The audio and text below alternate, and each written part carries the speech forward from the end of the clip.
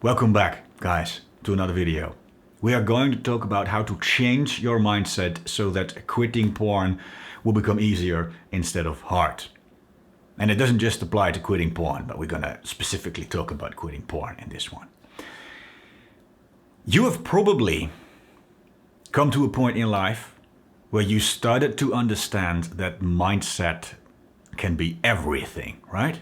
Because you probably have days where you are crushing it, and even if you feel kind of tired or you have the urges to watch porn, you just tell yourself, "F it, no," and you're just destroying it, right?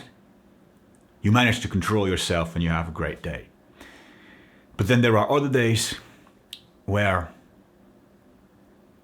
despite all the knowledge that you have, and despite the fact that you know that porn is so bad for you and you really want to quit, you just can't seem to do it.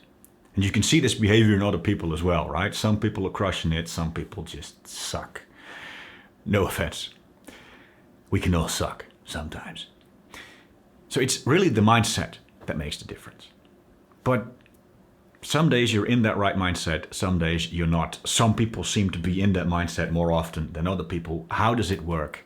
Well, in this video, I'm going to give you 4 ways to change your mindset so that quitting porn becomes easier for you instead of hard. And number 1 is location. In some locations, it's easy to control yourself, right? You're at the gym or you're hanging out with friends, and no matter what you are feeling, no matter how horny you are, it's just easy to control yourself and you just do what you have to do. Whereas in other locations, and this usually has something to do with you being by yourself on your computer or your phone, it can be incredibly hard to control yourself. And so the trick is to, first of all, learn what these locations are that you are struggling with. And once again, this probably has something to do with you being by yourself on your phone or your computer. This is probably the most important thing. Learn what these situations are that you are struggling with. And then first of all, try to spend less time in these situations and try to spend more time in the situations where you are not struggling with, which probably is something where you are out in real life, spending either time with real people or at least by yourself, but out in real life and not in isolation by yourself. And then secondly, because you cannot always avoid your computer or your phone, because maybe you have work things to do, or maybe you just want to play a video game or whatever. Whenever you are in these high-risk situations, you should learn to recognize when the urges are coming up, and when the urges are coming up, remove yourself from these high-risk situations and just go outside, do whatever. Maybe you can go to the gym, maybe you can call up your friends, or just go outside for a 5-minute walk. Just remove yourself from the high-risk situation, go for a 5-minute walk, and you will probably notice that even after a 5-minute walk, your mindset will start to change. And you can come back and you can work on your computer again. And if later that day the urges hit you again, just go for another 5-minute walk, and you will probably notice that that already makes a huge difference. Number 2, goals. This one is quite simple. We need something to work towards in life, okay? If we don't have something to work towards, then our subconscious brain is not going to want to quit doing the bad things. This is a very important life lesson. There is no quitting the bad things if there are no good things to work towards.